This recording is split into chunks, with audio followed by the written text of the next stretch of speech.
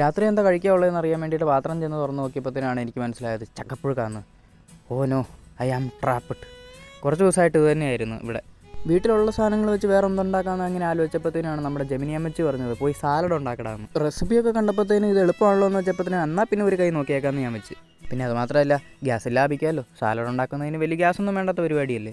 പിന്നെ ജെമിനി പറഞ്ഞു തന്ന റെസിപ്പി ആണെങ്കിൽ ഇത് ചെയ്തു വന്നപ്പോഴത്തേനും എൻ്റെ മാത്രം റെസിപ്പി ആയിട്ട് മാറി. ഇനി കട്ട് ചെയ്യാൻ പോകുന്നിടം നല്ല വൃത്തിയായിട്ടൊന്ന് തുടച്ചിട്ട് നമുക്ക് കുക്കുംബറും ക്യാരറ്റും ഒന്ന് കട്ട് ചെയ്തെടുക്കണം. ഇപ്പോൾ താഴെ പോയേനെ. ഏകദേശം ഒരു ചെറിയ ക്യൂബ് ഷേപ്പിൽ കട്ട് ചെയ്യണം. കട്ട് ചെയ്ത പീസെല്ലാം നമ്മളെടുത്ത് നേരെ ബൗളിലേക്ക് മാറ്റി വെക്കണം. അതിനുശേഷം ഒരു പാൻ എടുത്ത് 2 കറക്ക് കറക്കിയിട്ട് സ്റ്റൗവിലേക്ക് എടുത്ത് വെച്ചിട്ട് ലൈറ്റർ എടുത്ത് തീയും കത്തിച്ചിട്ട് കുറച്ച് ഗീ എടുത്ത് അതിനകത്തേക്ക് മെൽറ്റ് ചെയ്യാൻ വേണ്ടി ഇട്ടതാ. ഫ്രിഡ്ജിൽ നിന്ന് നേരെ എടുത്ത് ഗീ ആയിരുന്നതുകൊണ്ട് അത് കുത്തി ഇളക്കാൻ കുറച്ച് പാടുപെട്ട്. എന്നിട്ട് നമ്മൾ മെൽറ്റ് ചെയ്ത് വെച്ചേക്കുന്ന നെയ്യ് അഥവാ ഗീക്കകത്തേക്ക് 2-3 മുട്ട എടുത്തിട്ട് പൊട്ടിച്ചൊഴിച്ച് കൊടുക്കുക. ഒറ്റക്കൈ കൊണ്ട് മുട്ട പൊട്ടിക്കാൻ ഞാൻ പിന്നെ പണ്ട് പുലിയായിരുന്നതുകൊണ്ട് കുഴപ്പമില്ല. മുട്ട പൊട്ടിച്ചിട്ടതിന് ശേഷം നമ്മൾ നന്നായിട്ട് ഇളക്കി കൊടുക്കുക. നെയ്ക്കകത്തിട്ടിട്ട് നല്ല രീതിക്ക് ഇളക്കി കൊടുക്കുക.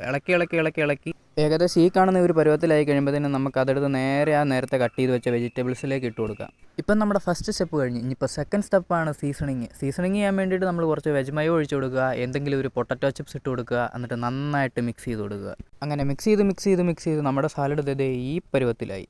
അത് കഴിഞ്ഞിട്ട് ഞാൻ കുറച്ച് ഡെക്കറേഷനായിട്ടും ഒരു ചെറിയൊരു സ്വീറ്റ്നെസ് കിട്ടാൻ വേണ്ടിയിട്ടും കുറച്ച് ഏത്തപ്പഴം കൂടെ വെച്ച് കൊടുത്തു. അങ്ങനെ നമ്മൾ മൂന്നാമത്തെ ലാസ്റ്റ് ആൻഡ് ഫൈനൽ സ്റ്റെപ്പിലെത്തി. യെസ്, കഴിച്ചു നോക്കണം. കഴിച്ചു നോക്കിയിട്ട് എങ്ങനെ ഉണ്ടെന്ന് അറിയണം. ഞാൻ ഉണ്ടാക്കിക്കൊണ്ട് പറയല്ല, ഇറ്റ്സ് സർപ്രൈസിംഗ്ലി ഗുഡ്. ഞാൻ ഒരിക്കലും ഇത്ര നന്നാവുമെന്ന് പ്രതീക്ഷിച്ചില്ല. ടേസ്റ്റ് വെച്ച് നോക്കുമ്പോഴത്തേനും ഒരു 10-ൽ 6.5-7 കൊടുക്കാം. ഇതൊരു ഹെൽത്തി സാലഡാണെന്ന് ചോദിച്ചു കഴിഞ്ഞാൽ ഒരിക്കലുമല്ല.